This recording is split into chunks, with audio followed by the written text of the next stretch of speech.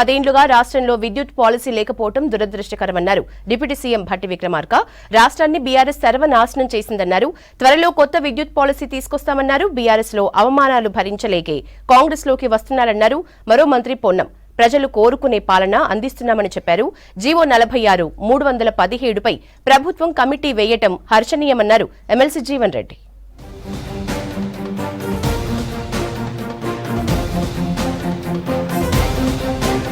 కొత్త విద్యుత్ పాలసీని త్వరలో తీసుకొస్తామన్నారు డిప్యూటీ సీఎం భట్టి విక్రమార్క. సింగరేణి ఖాళీ భూముల్లో సోలార్ పవర్ ప్లాంట్ నిర్మిస్తామని చెప్పారు. అతి తక్కువ ధరకు కరెంట్ అందించే ప్రణాళికలు సిద్ధం చేస్తున్నామన్నారు. భద్రాద్రి కొత్తగూడెం జిల్లాలో సింగరేణి సంస్థ ఆధ్వర్యంలో నెలకొల్పిన 10.05 మెగావాట్ల సోలార్ పవర్ పాయింట్ ప్లాంట్ ప్రారంభించారు భట్టి. ప్రపంచమంతా గ్రీన్ ఎనర్జీ కోసం ఎదురు చూస్తోందన్నారు డిప్యూటీ సీఎం. ఈ నెల 27న చేవెళ్ల సభలో మరో 2 గ్యారంటీలను అమలు చేస్తామన్నారు భట్టి. రాష్ట్రంలో 10 ఏళ్లుగా ఎనర్జీ పాలసీ లేకపోవడం దురదృష్టకరమన్నారు భట్టి. అలాగే రాష్ట్ర ప్రభుత్వం ఈ సోలార్ పవర్ ప్రాజెక్ట్స్ పెట్టుకోవడానికి ఖాళీగా ఉండేటువంటి ప్రదేశాలే కాకుండా మీరు అక్కడ మాట్లాడుతున్న 6 గ్యారంటీలు ఇచ్చారు, వీళ్ళు ఏం చేయరు. మేము చాలా స్పష్టంగా చెప్తున్నాం. 6 గ్యారంటీల్లో ఇప్పటికే 2 గ్యారంటీలు పూర్తి చేశాం. మళ్ళీ ఇంకోటి కూడా చెప్తా ఉన్నాం.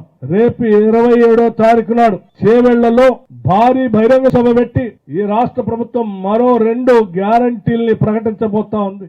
అమరుల త్యాగాలపై ఏర్పడిన బీఆర్ఎస్ తెలంగాణ ఉద్యమకారులను విస్మరించిందన్నారు మంత్రి పొన్నం ప్రభాకర్. బీఆర్ఎస్ లో జరుగుతున్న అవమానాన్ని భరించలేకనే ఆ పార్టీ నేతలు కాంగ్రెస్ లో జాయిన్ అవుతున్నారని చెప్పారు. అంతకుముందు హైదరాబాద్ గాంధీ భవన్ లో GHMC deputy mayor Moti Srilatha Reddy, BRS కార్మిక సంఘం నేత శోభన్ రెడ్డి కాంగ్రెస్ లో చేరారు. వారికి పార్టీ కండువా కప్పి ఆహ్వానించారు ఏఐసీసీ రాష్ట్ర వ్యవహారాల ఇన్ఛార్జ్ దీపాదాస్ మున్షి. ప్రజల ఆకాంక్షలతో కాంగ్రెస్ సర్కార్ ఏర్పడిందన్న పొన్నం ప్రజా సంక్షేమానికి కట్టుబడి ఉన్నామన్నారు పొన్నం ప్రభాకర్. తెలంగాణ ఉద్యమం ప్రారంభం నుంచి దాదాపు 24 సంవత్సరాలు పార్టీలో ఉన్నప్పటికీ కూడా ఉద్యమకారులకు గుర్తింపు ఇవ్వాలి, ఉద్యమకారుల కుటుంబాలకు సంబంధించి గౌరవం తెలంగాణ వాళ్ళ ద్వారానే వచ్చింది. ఈరోజు తెలంగాణ అమరుల శవాల మీద పేర్లు ఏరుకున్న ప్రభుత్వం వాళ్ళ పట్ల నిర్లక్ష్యంగా వ్యవహరించింది. వాళ్ళకు న్యాయం చేయాలనేటువంటి ఆలోచనతో ముందడుగు వేస్తున్న సందర్భంలో స్వాగతం తెలియజేస్తూ తెలంగాణ ఆకాంక్షలకు అనుగుణంగా ముందుకు పోయేటువంటి ఆలోచనతో జరగాలి. కాబట్టి అదేవిధంగా మిగతా ఎవరైతే మీకు అక్కడ సరి అయిన విధంగా రాజకీయంగా కావచ్చు,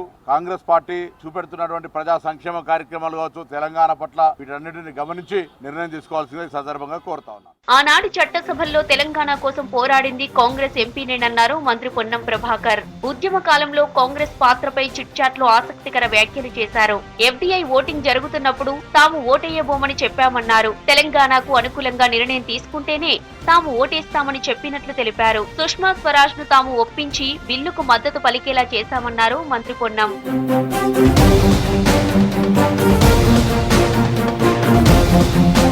తెలంగాణ రాష్ట్ర ఏర్పాటులో కేసీఆర్ ఎక్కడా లేరన్నారు పీసీసీ వర్కింగ్ ప్రెసిడెంట్ జగ్గారెడ్డి. కనీసం పార్లమెంట్ ఎంపీగా కూడా లేరని చెప్పారు. తెలంగాణ కోసం పార్లమెంటులో కొట్లాడింది కాంగ్రెస్ ఎంపీలు మాత్రమేనని చిట్ చాట్ లో చెప్పారు జగ్గారెడ్డి. కాంగ్రెస్ ఎంపీలు పోరాడుతుంటే ఢిల్లీ గెస్ట్ హౌస్ లో కేసీఆర్ టీవీ చూసుకుంటూ ఉండాలని విమర్శించారు. తెలంగాణ రాష్ట్రాన్ని ప్రకటించిన తర్వాత కేసీఆర్ మీడియా సమావేశం పెట్టి క్రెడిట్ ను తన ఖాతాలో వేసుకున్నారని చెప్పారు జగ్గారెడ్డి.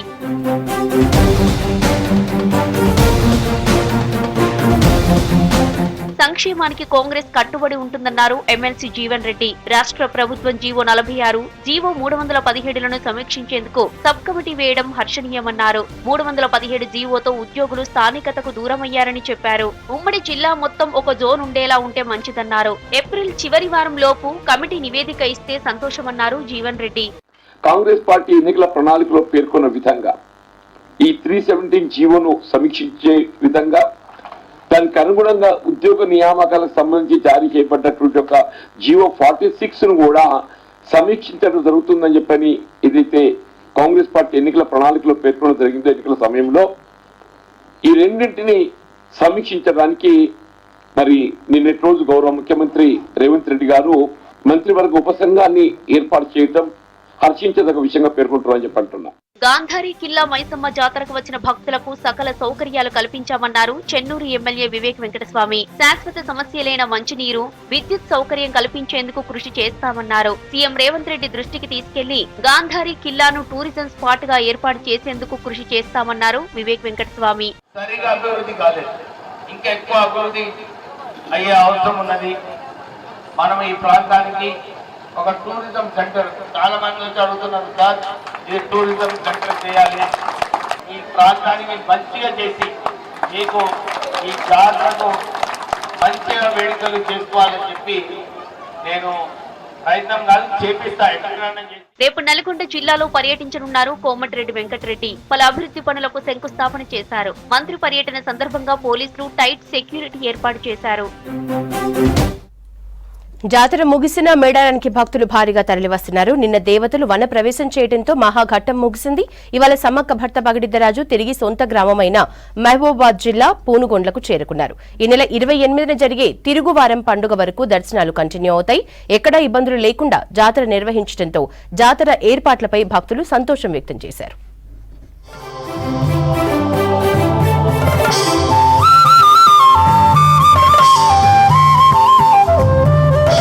మేడారం మహాజాతర విజయవంతంగా ముగిసింది. 4 రోజుల పాటు జరిగిన వనదేవతల జాతరకు దాదాపు 2 కోట్ల మంది భక్తులు హాజరయ్యారు. జాతర ముగిసినా భక్తుల రద్దీ కొనసాగుతోంది. రేపటి నుంచి శుద్ధి కార్యక్రమం మొదలు కానుంది. ఈ నెల 28న జరిగే తిరుగువారం పండుగ వరకు దర్శనాలు కంటిన్యూ కానున్నాయి.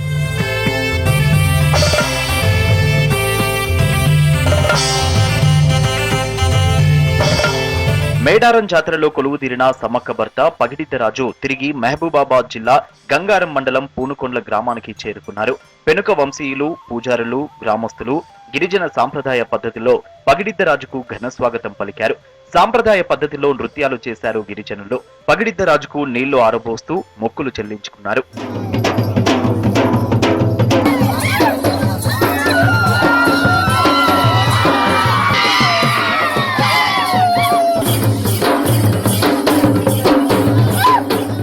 మేడారం జాతర ఏర్పాట్లపై భక్తులు సంతోషంగా ఉన్నారన్నారు మంత్రి సీతక్క. ఈసారి జరిగిన జాతర అనుభవాలతో వచ్చే జాతరకు మరింత పక్కాగా ఏర్పాట్లు చేస్తామన్నారు. అన్ని శాఖల అధికారుల సమన్వయంతో జాతరను విజయవంతంగా నిర్వహించామన్నారు. జాతరలో కొన్ని సమస్యలు తమ దృష్టికి వచ్చాయన్నారు సీతక్క. 800 ఏళ్ల నాటి చరిత్ర ఈ రోజు ఇట్లా కోట్ల మంది వచ్చి కీర్తించబడుతున్నారు అంటే ఇది భవిష్యత్ తరాలకు చరిత్రలాగా అందించాలి. కాబట్టి ఒక డెవలప్మెంట్ అథారిటీ కమిటీ ఇస్తాం. నేను అందుకని ఇందాక క్యూ లైన్లో కూడా నడుచుకుంటూ వచ్చాను. అసలు క్యూ లైన్లలో ఏమో ఎట్లున్నాయని చూసుకుంటూ వచ్చాను. ఇది అయిపోయిన తర్వాత కొద్దిగా టైం తీసుకొని మొత్తం వ్యూ తెప్పించుకుంటాం. బైకుల మీద కూడా మేము తిరుగుతాం. కొంతమంది అధికారులను ఇంటబెట్టుకొని ప్రణాళికబద్ధంగా భూమి కూడా కొంటాం. ప్రజలందరికీ విజ్ఞప్తి చేస్తున్నాం. సమ్మక్క సారలమ్మ సన్నిధిలో బతికే వాళ్ళందరూ కూడా ఎంతో కొంత నష్టపరిహారం ఇచ్చి భూమి కొనేస్తాం సార్. జాతరను విజయవంతంగా నిర్వహించామన్నారు Medaram trust committee chairman Arrem Lachchu Patel. ఈసారి జాతరకు అంచనాలకు మించి జనం వచ్చారన్నారు. కోట్ల మంది ఆరాధ్య దైవాలు సమ్మక్క సారలమ్మ జాతరలో ట్రస్ట్ బోర్డు చైర్మన్, డైరెక్టర్లుగా పనిచేయడం తమ అదృష్టమని తెలిపారు అర్రెం లచ్చు. చాలా అంటే చాలా ఆనందంగా ఉంది. ఎందుకు అనంటే ఇంత పెద్ద 1.5 కోటి పైన భక్తులు వచ్చినటువంటి జాతరకు చైర్మన్ గా ఉండటం అనేది చాలా అంటే చాలా సంతోషంగా భావిస్తాను. జీవితంలో ఇటువంటి అవకాశం వస్తుందా రాదా అనేది అటువంటి అనుకున్న ఇప్పటికీ మా సీతక్క దయ వల్ల నాకు ఈ అవకాశం వచ్చి ఇంతమంది భక్తులకి సేవ చేయడం అయితే చాలా ఆనందంగా ఉంది. జాతర ముగిసిన తర్వాత మేడారానికి వస్తున్న భక్తులకు ఎలాంటి ఇబ్బందులు లేకుండా చర్యలు తీసుకుంటున్నామన్నారు ఈవో రాజేందర్. తాగునీటి సౌకర్యం ఏర్పాటు చేస్తున్నామన్నారు. మేడారంలో 4 వారాలు భక్తుల రద్దీ ఉంటుందన్నారు పూజారుల సంఘం నేతలు. మహాజాతర ప్రారంభ తేదీ కంటే ముందే ఓవరాల్ గా ఈ జాతరకు 1,40,00,000 మంది పైగా భక్తులు దర్శించుకున్నారని అందరం భావించడం జరిగింది. నిన్నటితోటి అమ్మవార్ల వన ప్రవేశం జరిగినప్పటికీ భక్తులు ఇంకా వారి యొక్క దర్శనాలు కొనసాగుతూనే ఉన్నాయి. అయినప్పటికీ మేము స్వయంగా ఇక్కడే ఉండి పూర్తిగా భక్తులకు సహకరిస్తూ వారికి త్రాగునీరు కానీ తర్వాత క్యూ లైన్లు కానీ అన్ని ఏర్పాటు చేయడం జరుగుతుంది. మేడారం సమ్మక్క సారలమ్మ జాతరలో మొత్తం 512 హుండీలు ఏర్పాటు చేశారు. మహాజాతర ముగియడంతో హుండీలన్నీ భక్తుల కానుకలతో నిండిపోయాయి. 215 సమ్మక్క, 215 సారలమ్మ, 26 గోవిందరాజు, 26 పగిడిద్దరాజు హుండీలను ఏర్పాటు చేశారు. వీటితో పాటు 30 క్లాత్ హుండీలను ఏర్పాటు చేశారు. హుండీలను సీల్ వేసి హనుమకొండలోని టీటీడీ కళ్యాణ మండపంలో వీటిని భద్రపరిచి కౌంటింగ్ చేస్తారు.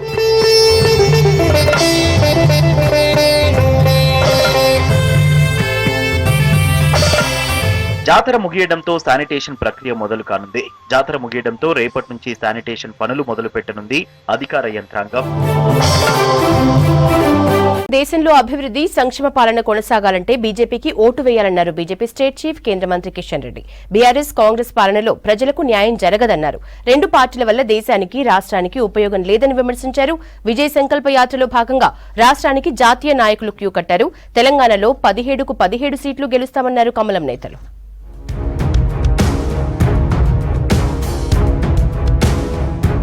రాష్ట్రంలో బీఆర్ఎస్ కు భవిష్యత్తు లేదన్నారు కేంద్ర మంత్రి కిషన్ రెడ్డి. బీఆర్ఎస్ బీజేపీ ఒక్కటేనని, కాంగ్రెస్ అబద్ధపు ప్రచారం చేస్తోందని ఆరోపించారు. హైదరాబాద్ లో ఎంఐఎం ఎంపీ అసదుద్దీన్ ని ఓడిస్తామన్నారు. తూప్రాన్ లో బీజేపీ విజయ సంకల్ప యాత్రలో పాల్గొన్నారు కిషన్ రెడ్డి.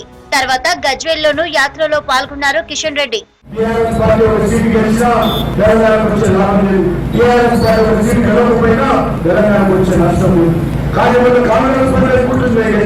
కాంగ్రెస్ పార్టీ గెలవాలి.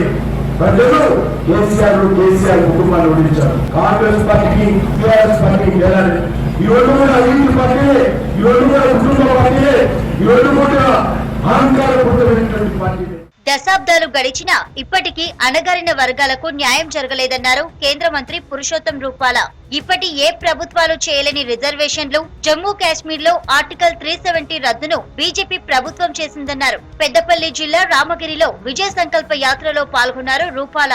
इस देश जब से आजाद हुआ था तब से कई इश्यू पर डिबेट ही चलती रही, उसका समाधान होगा नहीं होगा कोई सोचता भी नहीं था. अब 370 कश्मीर तो वो समाप्त हो गया, ऐसा कह के सब छोड़ देते हैं. मैं थोड़ा इसमें आज यहाँ आपके साथ 2 मिनट इसके लिए भी लूं कि वो हमारा 370 समाप्त हो गया, हमारे साथ जुड़ गया, वो महत्व का है. उससे भी ज्यादा महत्वपूर्ण ये है. రేపటి నుంచి బండి సంజయ్ మలిదశ ప్రజాహిత యాత్ర మొదలు కానుంది. హుస్నాబాద్ నియోజకవర్గం కోహెడా నుండి యాత్రను ప్రారంభించనున్నారు. ప్రతిరోజు 10 గ్రామాల్లో పాదయాత్ర చేసేలా రూట్ మ్యాప్ ఖరారు చేశారు. ప్రతి నియోజకవర్గంలో 3 రోజుల పాటు యాత్ర సాగనుంది. యాత్ర ఏర్పాట్లపై పార్టీ నాయకులతో సమావేశమయ్యారు బండి సంజయ్.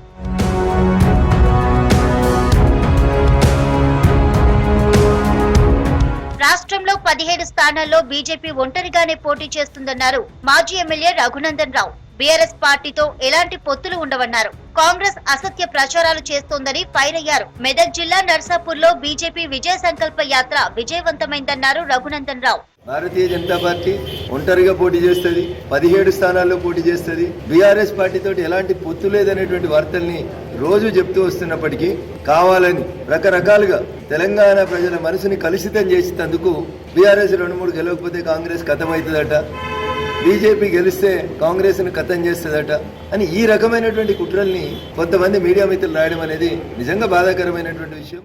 దేశంలోని 12 కోట్ల మంది పేద గిరిజనులకు ప్రాధాన్యతను ఇచ్చిన ఘనత బీజేపీ పార్టీదన్నారు ఛత్తీస్గఢ్ సీఎం విష్ణుదేవ్ సాయ్. భద్రాచలంలో బీజేపీ విజయ సంకల్ప యాత్రలో పాల్గొన్నారు విష్ణుదేవ్ సాయ్.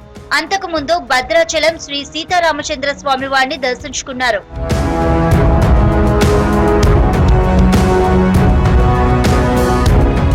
ఇక రేపు రాష్ట్రానికి రానున్నారు గుజరాత్ సీఎం భూపేంద్ర పటేల్. విజయ సంకల్ప యాత్రలో భాగంగా సాయంత్రం ఖైరతాబాద్ క్రాస్ రోడ్ లోని పబ్లిక్ మీటింగ్ లో పాల్గొననున్నారు భూపేంద్ర పటేల్. సీబీఐకి లేఖ రాసింది బీఆర్ఎస్ ఎమ్మెల్సీ కవిత. ఢిల్లీ లిక్కర్ కేసులో రేపు విచారణకు హాజరు కాలేనని లేఖలో తెలిపింది. ఏదైనా సమాచారం కావాలి అనుకుంటే వర్చువల్ పద్ధతిలో హాజరవ్వడానికి అందుబాటులో ఉంటానన్నారు కవిత. పథకాలు ఎగ్గొట్టేందుకు కాంగ్రెస్ కుట్ర చేస్తోందని ఆరోపించారు. BRS working president KTR RTC విలీన ప్రక్రియ పూర్తి చేయాలని కోరుతూ సీఎం రేవంత్ రెడ్డికి లేఖ రాశారు హరీష్ రావు. ఢిల్లీ లిక్కర్ కేసులో రేపు విచారణకు రాలేనని సీబీఐకి లేఖ రాశారు బీఆర్ఎస్ ఎమ్మెల్సీ కవిత. సిఆర్పీసీ సెక్షన్ 41A కింద జారీ చేసిన నోటీసులను రద్దు లేదంటే విత్డ్రా చేసుకోవాలన్నారు. ఏదైనా సమాచారం కావాలనుకుంటే వర్చువల్ పద్ధతిలో హాజరవ్వడానికి అందుబాటులో ఉంటానన్నారు. తాను ముందే ఫిక్స్ చేసుకున్న షెడ్యూల్ ఉండటంతో హాజరు కాలేకపోతున్నానన్నారు. ఎన్నికల ముందు సీబీఐ నోటీసులపై డౌట్స్ ఉన్నాయన్నారు. 15 నెలల తర్వాత నోటీసులు ఇవ్వడం, సెక్షన్లు మార్చడంపై అనుమానాలు వ్యక్తం చేశారు కవిత. ఈడీ కేసు సుప్రీంకోర్టులో పెండింగ్ లో ఉందని, విచారణకు పిలువబోమని అదనపు సొలిసిటర్ జనరల్ హామీ ఇచ్చినట్లు చెప్పారు. ఈడీ హామీ సీబీఐకి కూడా వర్తిస్తుందన్నారు కవిత.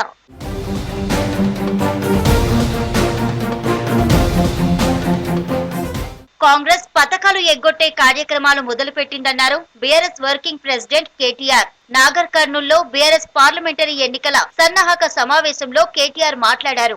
ఇప్పుడిస్తున్న ఉద్యోగాలన్నీ బీఆర్ఎస్ ప్రభుత్వం ఇచ్చినవేనని, ఉద్యోగాలు ఇస్తున్నామని కాంగ్రెస్ తప్పుడు ప్రచారం చేస్తోందన్నారు కేటీఆర్. 2 లక్షల ఉద్యోగాలు ఇస్తామన్నారు, 2 లక్షల రుణమాఫీ అన్నారు, అందరికీ అన్ని అన్నారు. కానీ ఇప్పుడు కుడితిల పడ్డ ఎలుకలెక్క అయింది పరిస్థితి. అధికారంలోకి వచ్చిండ్రు, ఏం చేయాలో తెలుస్తలేదు. అప్పుడేమో అందరికీ అన్ని, ఇప్పుడేమో కొందరికే కొన్ని ఇస్తాం, కొన్ని మాత్రమే చేస్తాం, మిగతా 7 చేస్తాం. కేసీఆర్ గారు ఖజానా ఖాళీ చేసిపోయిండు అని తిరిగి మాటలు మాట్లాడుతున్నారు. నాగర్ కర్నూలు జిల్లా అచ్చంపేట వెళ్తున్న కేటీఆర్ ను ఎన్ఎస్యుఐ నాయకులు అడ్డుకునే ప్రయత్నం చేశారు. చెన్నారం గేటు దగ్గర ఎన్ఎస్యుఐ నాయకులను ముందస్తుగా అరెస్టు చేసి స్టేషన్ కు తరలించారు పోలీసులు. బీఆర్ఎస్ పాలనలో అచ్చంపేట నియోజకవర్గం అన్ని రంగాల్లో వెనుకబాటుకు గురైందని ఆగ్రహం వ్యక్తం చేశారు ఎన్ఎస్యుఐ నాయకులు. Go back, KTR! Go back, KTR! Go back, KTR! Go back, KTR! KTR! Turn back, KTR! Turn back, go back, go back! KTR, go back! చిన్న వయసులో కంటోన్మెంట్ ఎమ్మెల్యే లాస్యానందిత రోడ్డు ప్రమాదంలో చనిపోవడం బాధాకరమన్నారు బీఆర్ఎస్ వర్కింగ్ ప్రెసిడెంట్ కేటీఆర్.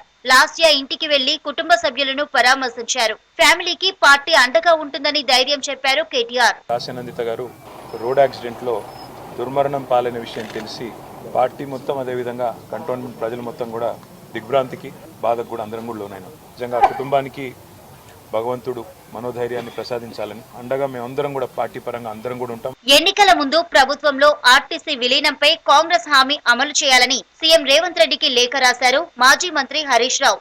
ఆర్టీసీని ప్రభుత్వంలో విలీనం చేసే అపాయింటెడ్ డే అమలు చేయాలని డిమాండ్ చేశారు. శాసనసభ గవర్నర్ ఆమోదించిన బిల్లు అమలు చేసిందని, అపాయింటెడ్ డే మిగిలి ఉందని తెలిపారు. అధికారంలోకి వచ్చిన వెంటనే విలీన బిల్లును అమలు చేసి ఆర్టీసీని ప్రభుత్వంలో కలుపుతామని ఇచ్చిన కాంగ్రెస్ హామీని అమలు చేయాలంటూ రేవంత్ కు లేఖ రాశారు హరీష్ రావు.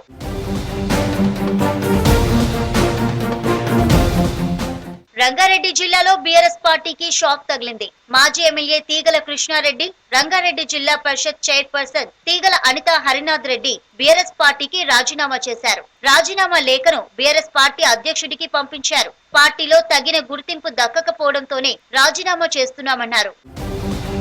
రాష్ట్రానికి 2 రోజుల పాటు వర్ష సూచన ఇచ్చింది వాతావరణ శాఖ. కొన్ని జిల్లాల్లో తేలికపాటి నుంచి మోస్తరు వర్షాలు కురిసే ఛాన్స్ ఉన్నట్టు తెలిపింది. పలుచోట్ల ఉరుములు, మెరుపులతో కూడిన వర్షం కురిసే అవకాశం ఉందని హెచ్చరించింది. ఈ నెల 27న రాష్ట్రంలో మళ్లీ పొడి వాతావరణం ఉంటుందన్నారు వాతావరణ శాఖ అధికారులు. రాష్ట్రంలో పలు జిల్లాలకు రెయిన్ అలర్ట్ ఇచ్చింది వాతావరణ శాఖ. బంగాళాఖాతంలో ఉపరితల ఆవర్తనం ఎఫెక్ట్ తో రాష్ట్రంలో 2 రోజుల పాటు వర్షాలు కురిసే ఛాన్స్ ఉన్నట్లు వాతావరణ శాఖ తెలిపింది. ఇవాళ 7 జిల్లాలు, రేపు మరో 3 జిల్లాల్లో మోస్తారు నుంచి భారీ వర్షాలు పడే ఛాన్స్ ఉందన్న వాతావరణ శాఖ ఇప్పటికే రెయిన్ ఎఫెక్ట్ జిల్లాలకు యెల్లో అలర్ట్ జారీ చేసింది. గ్రేటర్ హైదరాబాద్ పరిధిలో రేపటి వరకు భారీ వర్షాలకు అవకాశం ఉందని వాతావరణ శాఖ అలర్ట్ ఇచ్చింది.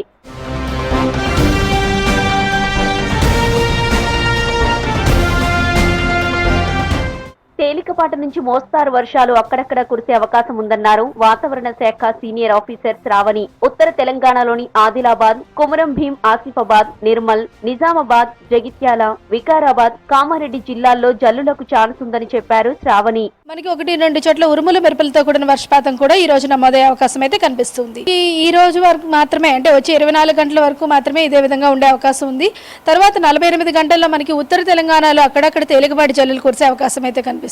ఈ ద్రోణి యొక్క ప్రభావం మనకి తెలంగాణ రాష్ట్రంలోని ముఖ్యంగా ఉత్తర ఈశాన్య జిల్లాలు, అలాగే దక్షిణాన ఉన్న మనకి ఈ మెదక్, సంగారెడ్డి, వికారాబాద్, నారాయణపేట, ములుగు ఈ పరిసర ప్రాంతాల్లో కూడా 1-2 చోట్ల మనకి ఒక మోస్తరు వర్షం కురిసే అవకాశం అయితే కనిపిస్తుంది. కొమరం భీం జిల్లా కాగజ్ నగర్ మండలంలో తేలికపాటి వర్షం పడింది. రానున్న 2 రోజులు ఉరుములు, మెరుపులతో కూడిన వాన కురిసే అవకాశం ఉందని వాతావరణ శాఖ తెలిపింది.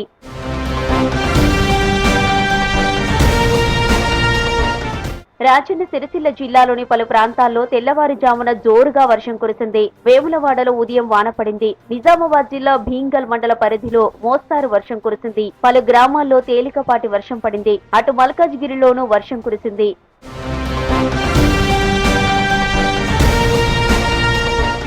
రాష్ట్రంలో ఈ నెల 27 నుంచి మళ్లీ ఉష్ణోగ్రతలు పెరిగే ఛాన్స్ ఉందని వాతావరణ శాఖ తెలిపింది. ఎన్డీఏ సర్కార్ రైతుల సమస్యల్ని పట్టించుకోవటం లేదన్నారు కాంగ్రెస్ అగ్రనేత రాహుల్ గాంధీ. మోదీ పాలనలో దేశ ఆర్థిక వ్యవస్థ దిగజారిందన్నారు. ఉత్తరప్రదేశ్లో కొనసాగుతున్న రాహుల్ న్యాయ యాత్రకు ప్రజల నుంచి మంచి స్పందన లభిస్తోంది. ఇవాల్టి పాదయాత్రలో అఖిలేష్ యాదవ్తో పాటు ప్రియాంక గాంధీ పాల్గొన్నారు.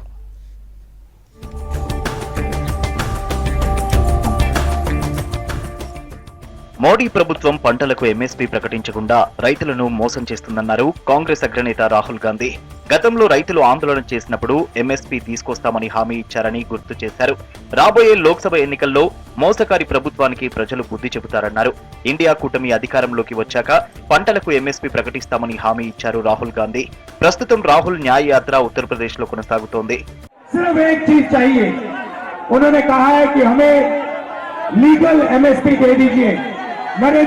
सरकार कहती है कि हम आपको लीगल एमएसपी नहीं देंगे, लीगल एमएसपी आपको नहीं मिलेगी। इंडिया गठबंधन में कांग्रेस पार्टी ने कहा है जैसे ही हमारी सरकार आई हिंदुस्तान के किसानों को हम लीगल एमएसपी दिलवा देंगे, 1 मिनट नहीं लगेगा। ఎన్డీఏ పాలనలో పేదల పరిస్థితి అధ్వానంగా తయారైందన్నారు రాహుల్ గాంధీ. ఏ ఒక్క కార్పొరేట్ కంపెనీలోనూ ఓబీసీ, దళిత గిరిజనులకు పదవులు లేవన్నారు. ఉపాధి హామీ పథకంలో కాంట్రాక్ట్ లేబర్ జాబితాలో మాత్రమే దళిత గిరిజనుల పేర్లు ఉన్నాయన్నారు. దేశ సంపదను మోడీ కొంతమందికి అప్పగిస్తున్నారన్నారు రాహుల్ గాంధీ. हिंदुस्तान की सबसे बड़ी कंपनियों की लिस्ट निकालो, उनके मालिकों की लिस्ट निकालो और आपको दिखेगा कि 88% में से एक मालिक नहीं है आपका। ఇవి న్యూస్ జంక్షన్ అప్డేట్స్.